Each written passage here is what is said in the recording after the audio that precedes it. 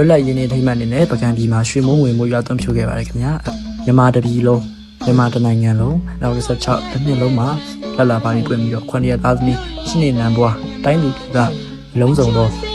ပြည်သားတွေအားလုံးချမ်းသာကျမ်းမာကြွယ်ဝခြင်းနဲ့ပြည့်ဝရလေအောင်ပကံထိုင်ပကံပြည်မှာလက်ယူရတဲ့အနေနဲ့လောကအနန္တဘုရားရှင်အစ္စာကနာဘုရားတို့၌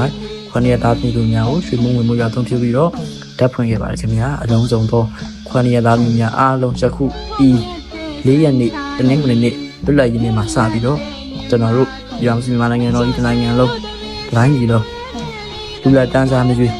ဆင်းရဲသူများလည်းချမ်းသာဒုက္ခမရှိပြီးတော့မွဲတဲ့သူတွေကစဘုရားတနိုင်ပါစေသာသနာထုံးကားပါစေဒီကမကကြွယ်ဝချမ်းသာပြီးတော့ကဘာကျော်သည်ထိမြန်မာပြည်ဟာချမ်းသာဒုက္ခပြပါနဲ့အောင်မြင်ကျော်စောအေဂျင့်ချင်းများဖြစ်ပေါ်ရလေအောင်တိုင်းပြည်အတွက်ရည်မှန်းလျက်9ရက်သားများချမ်းသာကြွပါစေရည်ရွယ်လျက်ရွှေမုံငွေမို့ကျွာသွန်းပြုခဲ့ပြီးတော့ဝိဇ္ဇာတရားဓာတ်ပနတ်များဝိဇ္ဇာတရားပညာအစီရင်များဖြင့်ကျွယ်ဝချမ်းသာခြင်းတန်များ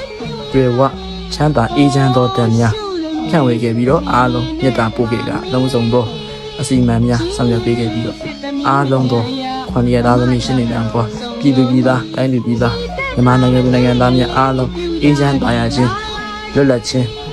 ပြည်ကြည်ခြင်းအေဂျင့်ခြင်းနဲ့ချမ်းသာမှုအပြင်သာသနာ့ပြည်နိုင်ချစေရန်ဆောင်ရွက်ပေးခဲ့ပါတယ်ခင်ဗျာ